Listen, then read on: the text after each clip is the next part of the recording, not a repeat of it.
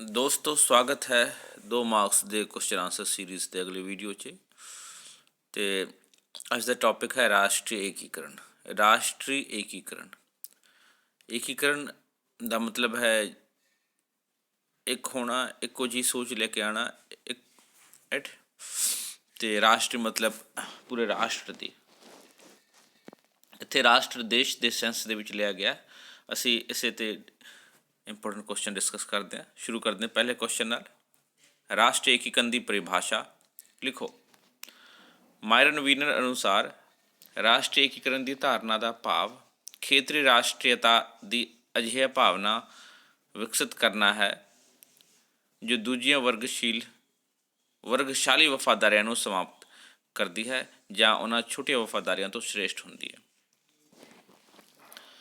तो परिभाषा का मतलब यह है कि भी हर खेत्र ਦੇ ਵਿੱਚ इस तरह की भावना पैदा करनी है देश के राष्ट्र के जिस जो कि दूसरिया भावना तो वर्ग तो दूसरी जाति या किसी कम नाल संबंधित जिहड़ा वर्ग हुंदा उस तो उपर हुंदी है या फिर उस तरह की भावना नूं मतलब जिहड़ी वंडण वाली भावना नूं ही समाप्त कर दिंदी है ते उन्हां छोटियां वफादारियों तो ਨੂੰ ਜਾਂ ਤਾਂ ਸਮਾਪਤ ਕਰਦੀ ਹੈ ਇਹ ਜਿਹੜੀ ਰਾਸ਼ਟਰੀ ਏਕੀਕਰਨ ਦੀ ਭਾਵਨਾ ਜਾਂ ਫਿਰ ਉਹਨਾਂ ਤੋਂ ਸ਼੍ਰੇਸ਼ਠ ਹੁੰਦੀ ਹੈ। ਹੋਪਫੁਲੀ ਤੁਹਾਨੂੰ ਇਹ ਕੁਐਸਚਨ ਕਲੀਅਰ ਹੋ ਗਿਆ। ਅਤੇ ਰਾਸ਼ਟਰੀ ਏਕੀਕਰਨ ਦੀ ਭਾਵਨਾ ਉਹ ਭਾਵਨਾ ਹੈ ਜਿਸ ਰਾਹੀਂ ਅਸੀਂ ਪੂਰੇ ਰਾਸ਼ਟਰ ਇੱਕ ਸੂਤਰ ਵਿੱਚ ਪਿਰੋਏ ਜਾਂਦੇ ਹਾਂ, ਇੱਕ ਤਰ੍ਹਾਂ ਦੀ ਫੀਲਿੰਗ ਰੱਖਦੇ ਹਾਂ ਔਰ ਆਪਣੀ ਜਿਹੜੀਆਂ ਛੋਟੀਆਂ ਵਫਾਦਾਰੀਆਂ ਹੁੰਦੀਆਂ ਯਾਨੀ ਕਿ ਧਰਮ ਨਾਲ ਜਾਤੀ ਨਾਲ ਰਿਲੇਟਡ ਜਾਂ ਫਿਰ किसी व्यवसाय ਨਾਲ रिलेटेड उस तो उपर होंगी है देश के मैटर च राइट। अगला क्वेश्चन है राष्ट्रीय एकीकरण की लोड़ क्यों है।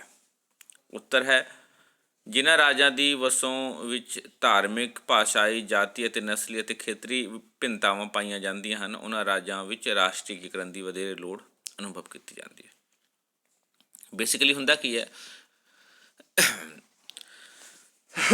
ਸੌਰੀ बेसिकली ਹੁੰਦਾ ਕੀ ਹੈ कि जाति धर्म भाषा आदि के आधार पर लोग अपने आप ਨੂੰ ਵੱਖ ਕਰਦੇ ਆ ਦੂਸਰੇ ਤੋਂ ਅਤੇ ਜਿਸ ਕਰਕੇ ਏਕੀਕਰਨ ਦੇ ਵਿੱਚ ਪ੍ਰੋਬਲਮ ਹੁੰਦੀ ਹੈ ਯਾਨੀ ਕਿ ਰਾਸ਼ਟਰੀਅਤਾ ਦੀ ਇੱਕ ਸੂਤਰ ਵਿੱਚ ਪਿਰੋਏ ਜਾਣ ਦੀ ਪ੍ਰੋਬਲਮ ਹੁੰਦੀ ਹੈ। ਅਤੇ ਉਹਨਾਂ ਜਿਨ੍ਹਾਂ ਦੇਸ਼ਾਂ 'ਚ ਅਲੱਗ ਧਰਮ ਅਲੱਗ ਭਾਸ਼ਾ ਅਲੱਗ ਜਾਤੀ ਅਲੱਗ ਨਸਲ ਦੇ ਲੋਕ ਰਹਿੰਦੇ ਅਤੇ अलग अलग तरह ਦੀਆਂ ਹੋਰ ਖੇਤਰੀਆਂ ਭਿੰਨਤਾਵਾਂ ਪਾਈਆਂ ਜਾਂਦੀਆਂ ਹਨ ਅਤੇ ਉਹਨਾਂ ਨੂੰ ਰਾਸ਼ਟਰੀ ਏਕੀਕਰਨ ਦੀ ਵਧੇਰੇ ਲੋੜ ਪੈਂਦੀ ਹੈ। ਤੀਸਰਾ ਪ੍ਰਸ਼ਨ ਹੈ ਭਾਰਤ ਵਿੱਚ ਰਾਸ਼ਟਰੀ ਏਕੀਕਰਨ ਦੇ ਕੋਈ 3 ਪੱਖ ਲਿਖੋ। ਸਭ ਤੋਂ ਪਹਿਲਾ ਪੱਖ ਹੈ ਰਾਜਨੀਤਿਕ ਪੱਖ, ਸਮਾਜਿਕ ਪੱਖ ਅਤੇ ਸੱਭਿਆਚਾਰਕ ਪੱਖ। ਰਾਜਨੀਤਿਕ ਤੌਰ 'ਤੇ ਏਕੀਕਰਨ ਦਾ ਮਤਲਬ ਹੈ ਕਿ ਵੀ ਜਿਹੜੇ ਜਿੰਨੇ ਵੀ ਪੋਲੀਟੀਕਲ ਪਾਰਟੀਜ਼ ਹੈ ਜਿੰਨੇ ਵੀ ਲੋਕ ਹੈ ਇਸ ਤਰ੍ਹਾਂ ਦੀ ਰਾਜਨੀਤਿਕ ਵਿਚਾਰਧਾਰਾ ਨੂੰ ਲੈ ਕੇ ਚੱਲੇ ਕਿ ਦੇਸ਼ ਇੱਕ ਹੋਵੇ। ਸਮਾਜਿਕ ਪੱਖ ਹੈ ਕਿ ਸਮਾਜਿਕ ਤੌਰ 'ਤੇ ਜ਼ਿਆਦਾ ਵਿਤਕਰੇ ਵੰਡ ਨਾ ਹੋਵੇ। ਸੱਭਿਆਚਾਰਕ ਤੌਰ ਦਾ ਪੱਖ ਹੈ ਕਿ ਸੱਭਿਆਚਾਰਕ ਤੌਰ 'ਤੇ ਲੋਕ ਇੱਕ ਤਰ੍ਹਾਂ ਦੀ ਜਿਹੜੀਆਂ ਕਿਰਿਆਵਾਂ ਹੁੰਦੀਆਂ ਨੇ ਜਾਂ ਫਿਰ ਸੱਭਿਆਚਾਰਕ ਤੱਤਵ ਹੁੰਦਾ ਨੇ ਅਤੇ ਸੱਭਿਆਚਾਰਕ ਵਿੱਚ ਕਿਸ ਤਰ੍ਹਾਂ ਆਪਣੇ ਆਪ ਨੂੰ ਅਸੀਂ ਵਿਅਕਤ ਕਰਦੇ ਹਾਂ ਉਹ ਸਾਰੇ ਪੱਖ ਇਸ ਦੇ ਵਿੱਚ ਸ਼ਾਮਿਲ। ਅਤੇ ਇਹਦੇ 3 ਹੈ ਰਾਜਨੀਤਿਕ ਪੱਖ, ਸਮਾਜਿਕ ਪੱਖ ਅਤੇ ਸੱਭਿਆਚਾਰਕ ਪੱਖ। ਇਨਸਾਨੀ ਬਰਾਦਰੀ ਤੋਂ ਕੀ ਭਾਵ ਹੈ।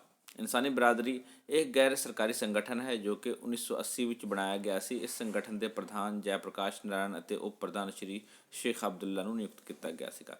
ਇਹ ਇੱਕ ਆਰਗੇਨਾਈਜੇਸ਼ਨ ਸੀਗਾ ਜੋ ਕਿ ਇਨਸਾਨਾਂ ਲਈ ਕੰਮ ਕਰਦੇ ਸੀ। ਅਤੇ ਅੱਗੇ ਹੈ ਸਰਵ ਭਾਰਤੀ ਸੰਪਰਦਾਇਕਤਾ ਵਿਰੋਧੀ ਸੰਮਤੀ ਤੋਂ ਕੀ ਭਾਵ ਹੈ। 1970 ਵਿੱਚ ਇੱਕ ਕਾਂਗਰਸੀ ਨੇਤਾ ਸ਼੍ਰੀਮਤੀ ਸੁਭਦਰਾ ਜੋਸ਼ੀ ਨੇ ਇਹ ਗੈਰ ਸਰਕਾਰੀ ਸੰਗਠਨ ਸਥਾਪਿਤ ਕੀਤਾ ਸੀ। ਇਸ ਦਾ ਉਦੇਸ਼ ਵੀ ਸੰਪਰਦਾਇਕ ਹਿੰਸਾ ਨੂੰ ਰੋਕਣਾ ਅਤੇ ਰਾਸ਼ਟਰੀ ਏਕੀਕਰਨ ਨੂੰ ਵਿਕਸਿਤ ਕਰਨਾ ਸੀ। ਅਗਲਾ ਪ੍ਰਸ਼ਨ ਹੈ ਭਾਰਤ ਵਿੱਚ ਰਾਸ਼ਟਰੀ ਏਕੀਕਰਨ ਦੀਆਂ 3 ਸਮੱਸਿਆਵਾਂ ਲਿਖੋ। ਸੰਪਰਦਾਇਕਤਾ ਮਤਲਬ ਧਰਮ ਦੇ ਆਧਾਰ 'ਤੇ ਜਿਹੜੇ ਦੰਗੇ ਵਗੈਰਾ ਹੁੰਦੇ, ਜਾਤੀਵਾਦ ਅਤੇ ਭਾਸ਼ਾਵਾਦ, ਇਹ ਹੈ ਰਾਸ਼ਟਰੀ ਏਕੀਕਰਨ ਦੇ ਰਸਤੇ ਵਿੱਚ 3 ਸਮੱਸਿਆਵਾਂ। ਅਗਲਾ ਪ੍ਰਸ਼ਨ ਹੈ ਰਾਸ਼ਟਰੀ ਏਕੀਕਰਨ ਦੀ ਸਮੱਸਿਆਵਾਂ ਨੂੰ ਹੱਲ ਕਰਨ ਲਈ ਕੋਈ ਤੁਨ ਸੁਝਾਅ ਲਿਖੋ। ਸਿੱਖਿਆ ਪ੍ਰਣਾਲੀ 'ਚ ਸੁਧਾਰ, ਵਧੇਰੇ ਐਜੂਕੇਟਿਡ ਹੋਣਾ ਲੋਕਾਂ ਦਾ, ਗਰੀਬੀ ਅਤੇ ਬੇਰੁਜ਼ਗਾਰੀ ਨੂੰ ਦੂਰ ਕਰਨਾ ਅਤੇ हर खेत्र का विकास करना, यानी कि संतुलित क्षेत्रीय विकास। अगला प्रश्न है, राष्ट्रीय एकीकरण की समीकरण विधि तो की भाव है। इस विधि अनुसार घट गिनतियां ਅਤੇ ਵੱਖਰੇ ਸੱਭਿਆਚਾਰ ਦੇ ਹੋਂਦ ਨੂੰ ਸਮਾਪਤ ਕਰਕੇ ਉਹਨਾਂ ਨੂੰ ਰਾਸ਼ਟਰੀ ਸੱਭਿਆਚਾਰ ਗ੍ਰਹਿਣ ਕਰਨ ਲਈ ਪ੍ਰੇਰਿਤ ਕਰਨਾ ਹੈ।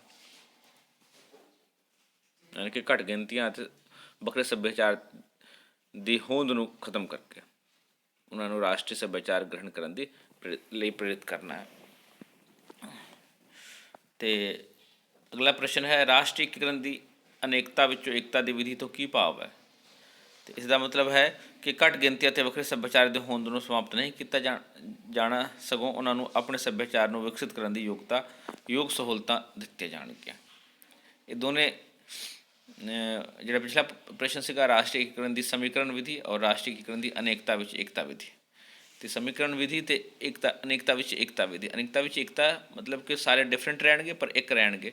ਸਮੀਕਰਨ ਵਿਧੀ ਮਤਲਬ ਇੱਕੋ ਜਿਹੇ ਬਣਾ ਦੋ ਸਾਰਿਆਂ ਨੂੰ, ਇਸ ਗੱਲ ਦਾ ਧਿਆਨ ਰੱਖਣਾ। ਅਗਲਾ ਪ੍ਰਸ਼ਨ ਹੈ, ਰਾਸ਼ਟਰੀ ਏਕੀਕਰਨ ਪਰਿਸ਼ਦ ਨੂੰ ਪ੍ਰਭਾਵਸ਼ਾਲੀ ਬਣਾਉਣ ਲਈ ਸੁਝਾਅ ਲਿਖੋ। ਉੱਤਰ ਹੈ, ਰਾਸ਼ਟਰੀ ਏਕੀਕਰਨ ਪਰਿਸ਼ਦ ਦੀਆਂ ਸਾਲ ਵਿੱਚ 2 ਬੈਠਕਾਂ ਜ਼ਰੂਰੀਆਂ ਹੋਣੀਆਂ ਚਾਹੀਦੀਆਂ ਅਤੇ ਰਾਸ਼ਟਰੀ ਏਕੀਕਰਨ ਪਰਿਸ਼ਦ ਦੀਆਂ ਸਿਫਾਰਿਸ਼ਾਂ ਸਰਕਾਰ ਨੂੰ ਪੂਰੀ ਗੰਭੀਰਤਾ ਨਾਲ ਲਾਗੂ ਕਰਨੀਆਂ ਚਾਹੀਦੀਆਂ। ਇਹ ਰਾਸ਼ਟਰੀ ਏਕੀਕਰਨ ਪਰਿਸ਼ਦ ਦੀ ਦੋ ਸੁਝਾਅ ਹਨ। ਥੈਂਕ ਯੂ, ਮਿਲਦੇ ਹਾਂ ਅਗਲੇ ਵੀਡੀਓ 'ਚ। Take care, bye bye.